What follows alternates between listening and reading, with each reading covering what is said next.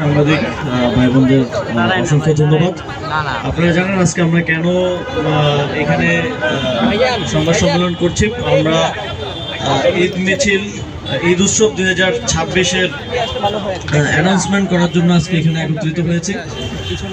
আপনারা জানেন যে দীর্ঘ এটা বাংলাদেশের এই অঞ্চলের অনেক পুরনো ঐতিহ্য।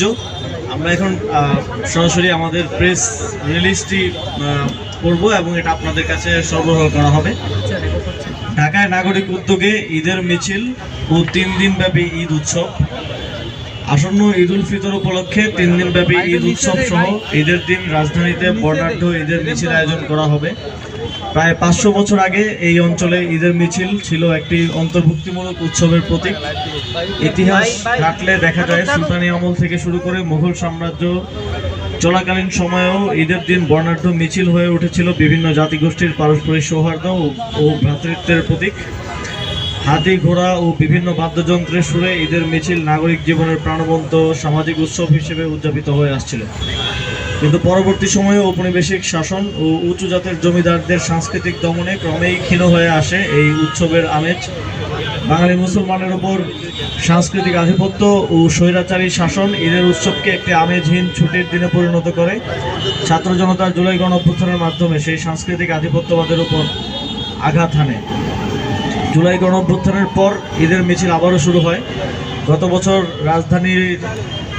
রাজধানী ঈদ মিছিলে বিপুল মানুষের অংশগ্রহণ ও এই আয়োজনকে নতুন মাত্রা দিয়েছিল।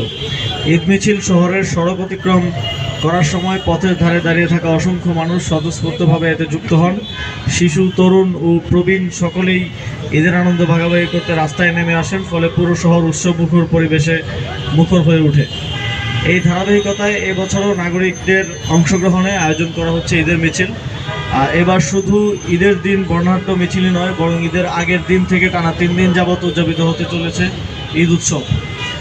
ঈদের আগের দিন চাঁদ রাতে রাজধানীর রবীন্দ্র সরোবরে আয়োজন করা হবে মেহেদি উৎসব ও সাংস্কৃতিক সন্ধ্যা।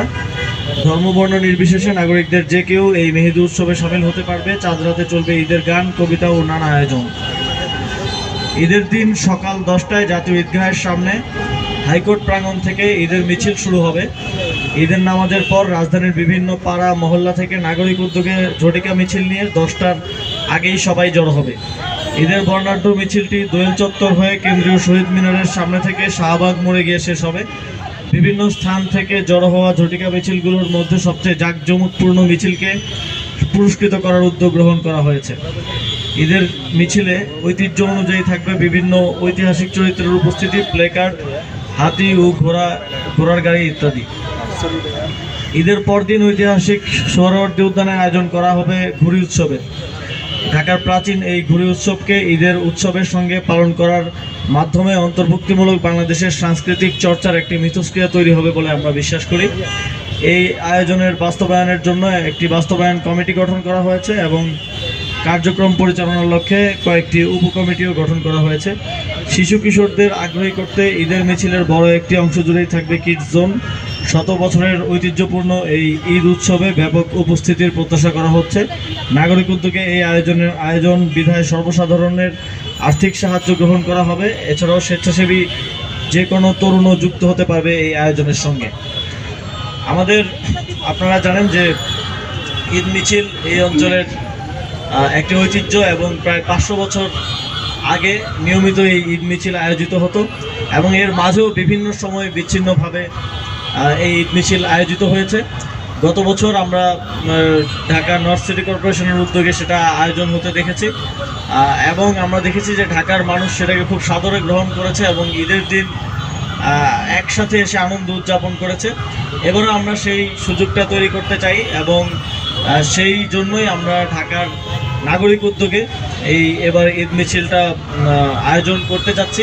এক্ষেত্রে আমরা সর্বসাধারণের অংশগ্রহণ এবং সকলের সহযোগিতা প্রত্যাশা করছি। আমাদের সাথে যে কেউ চাইলে ভলান্টিয়ার হিসেবে যুক্ত হতে পারবেন এবং আমরা এটি এক ধরনের ক্রাউড ফান্ডিংয়ের মাধ্যমে এই ঈদ মিছিলের ফান্ডটা কালেক্ট করব। আপনাদের সকলকে আবারও ধন্যবাদ। আপনাদের যদি কোনো প্রশ্ন থাকে এই সংক্রান্ত